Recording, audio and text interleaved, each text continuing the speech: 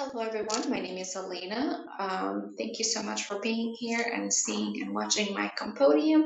I hope you guys are excited to graduate next month, and I want to thank you everyone who was part of our journey. So my Compendium or my capstone will focus on child welfare legislation and human trafficking issue in Albania. The name will be a state with or is a state with no safety net, the systematic failures of child welfare in Albania and the threat to human trafficking. Why Albania? What everything? Well, I was born and raised there. I moved to the United States in 2014 at 14 years old. My mother was working for Department of Education back home, so she used to attend a lot of trainings from UNICEF and Save the Children to help implementing new ways in the education system.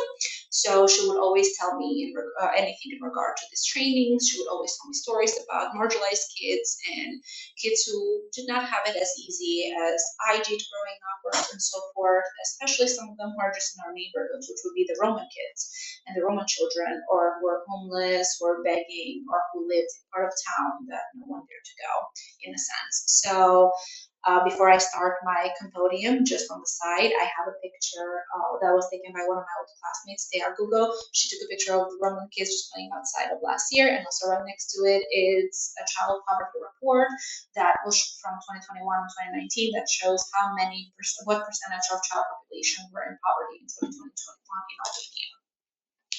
I am a Florida child welfare case manager as well as a licensing specialist for foster homes. So I hold a dual certification at this moment.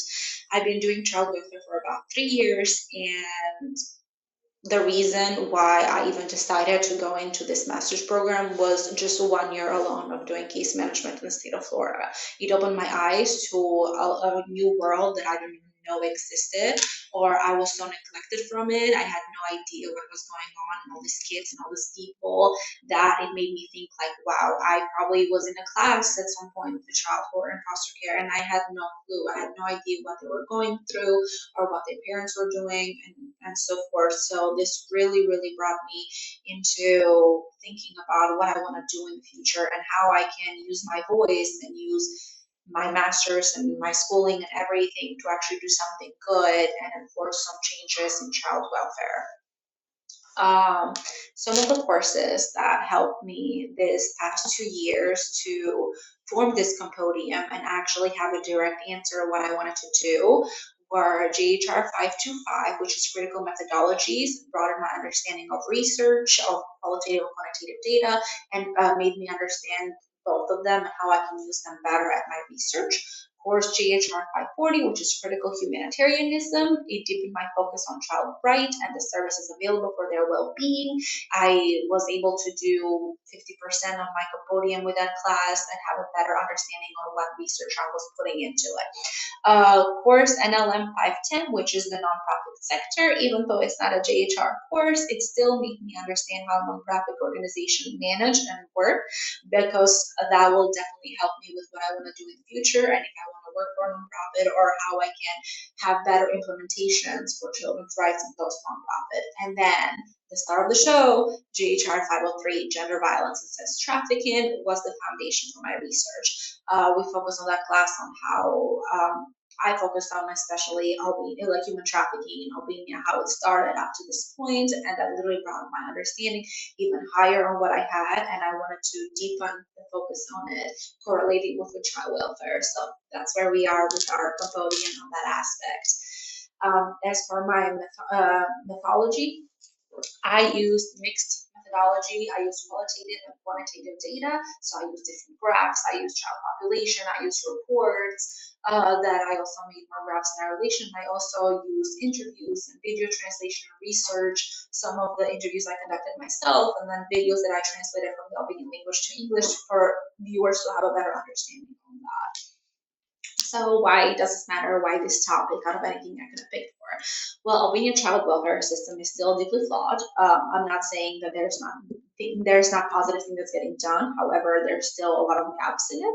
Orphanages are still the dominant form of care, despite global movement toward family-based system. Human trafficking is still deeply tied to neglect, and there's an urgent need for reform and greater awareness of what's happening behind closed doors. to understand and to move on to the future, we need to really have an understanding of the past and an understanding of the present. So post-communism in the early 1990s, Albania saw extreme economic instability. This led to weakened family structure and opened the door to child neglect and trafficking. So traditional community support system collapsed, and there was no strong state system to replace them for a while.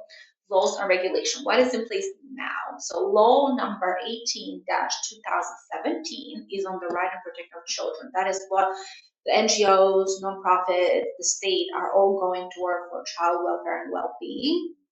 This law is doing an amazing work enforcing things. However, as you see, it came in 2017, so that is still a little bit late to enforce these things. I mean, child welfare and child well-being should be a priority for every country, not just in 2017. However, it's still a positive outlook into the right directions. And I also used the TIP report from 2023 to see where Albania stayed in human trafficking, which they're still a tier 2. They're doing progress. However, there's still a lot of work that needs to be done in the state.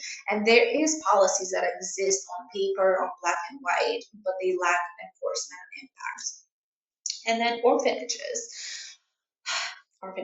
Children raised in state-run orphanage are the most vulnerable population in Albania, many of whom are unregistered in both the child welfare and the civil system. So as a result, they face an extremely high risk in trafficking as well as exploitation. Some of those kids, majority of them will be Roman children, which are also one of the most marginalized communities in Albania right now in regard to kids, and they lack legal identity, becoming prone to trafficking, exploitation, and they're the most vulnerable. So there is another little crack on the road. That is the juvenile justice system in the States. There is a lot of positivity that's being done. However, there's still a lack of issues in that regard. After a report that I read, there is things that need to be done better. There is a lack of police officers or classes or cameras and so forth in the juvenile justice system in Albania. However, there is a positive outlook as the place looks much better. They're offering actually education, communication with the parents and the children, and there was no abuse reported. And psychosocial and health services are generally available for them. However, there is still, as of right now, 45 minors on adult prison category, but 120 are on the juvenile system. I want to take a moment and thank all the amazing the nonprofit organization that are in Albania that focus on child welfare, and those will be UNICEF, Save the Children, CRCA, Child Rights in Albania, the Tear the Homes, and SOS Children Villages. These are just some of the main ones, but they are doing an amazing job enforcing legislation as well as helping with marginalized groups of kids and so forth. So uncertainty and moving forward. Unfortunately, on my project, there was some gaps that I could not move forward from it, and that is that. Hopefully in the future, I'll be able to get an understanding and some answers to those questions that I had, but for the moment I didn't. There was a lack of response from some orphanage facilities in Albania that I wanted to ask questions in regard to things that I had concerns or things that I could not find in research. There was also a lack of research for LGBTQI plus youth, as well as boys and male victims of trafficking. Unfortunately, due to the culture, that's still a rise back home. This type of victims are not willing to come forward, so there is a lack in research in that aspect. So what can we do moving forward? I think that a foster care system would implement beautifully the Albanian child welfare, the mental health support and nonprofit collaboration as well as education and awareness can all work together to enforce a better system for child welfare and move away from orphanages statewide.